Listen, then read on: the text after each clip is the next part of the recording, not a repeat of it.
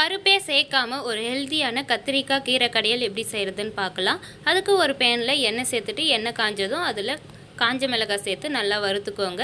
அது கூடவே கட் பண்ணி வச்சுருக்க வெங்காயத்தையும் சேர்த்து வெங்காயம் நல்லா வதங்குற அளவுக்கு நல்லா வதக்கிக்கோங்க. அது கூடவே 2 பச்சை மிளகாவும் சேர்த்து நல்லா வதக்கிக்கோங்க. இப்போ இதில் நறுக்கி வச்சுருக்க தக்காளியையும் சேர்த்து நல்லா வதக்கிக்கலாம். வெங்காயம் தக்காளி எல்லாம் நல்லா வதங்கி வரணும். இடையிலேயே கொஞ்சமாக பூண்டு சேர்த்துக்கோங்க. பூண்டு சேர்த்து வதக்கிட்டு அதில் கட் பண்ணி வச்சுருக்க கத்திரிக்காயையும் சேர்த்துக்கலாம். கத்திரிக்காய் சேர்க்கும் போது தான் இந்த குழம்பு ரொம்ப டேஸ்ட்டாக இருக்கும். கண்டிப்பாக கத்திரிக்காய் சேர்க்கணும். கத்திரிக்காய் நல்லா வதங்கினதும் அதில் நம்ம எடுத்து வச்சுருக்க சிறுகீரையை சேர்த்து நல்லா வதக்கிக்கலாம்.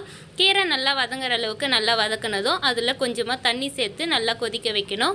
தண்ணி சேர்த்துட்டு தேவையான அளவு உப்பு சேர்த்து நல்லா 10 நிமிஷம் கீரையும் கத்திரிக்காய் வேகிற அளவுக்கு கொதிக்க வச்சதுக்கு அப்புறமா அதில் கொஞ்சமாக புளி சேர்த்து நல்லா ஊற வச்சுக்கோங்க. இதை சட்டியில் கடைஞ்சி எடுத்துக்கோங்க. சட்டி இல்லாதவங்க மிக்ஸி ஜாரில் ஒரு பல்ஸ் கொடுத்து எடுத்துக்கோங்க. இந்த ஹெல்த்தியான ரெசிபியை உடனே ட்ரை பண்ணி பாருங்கள். தேங்க்யூ.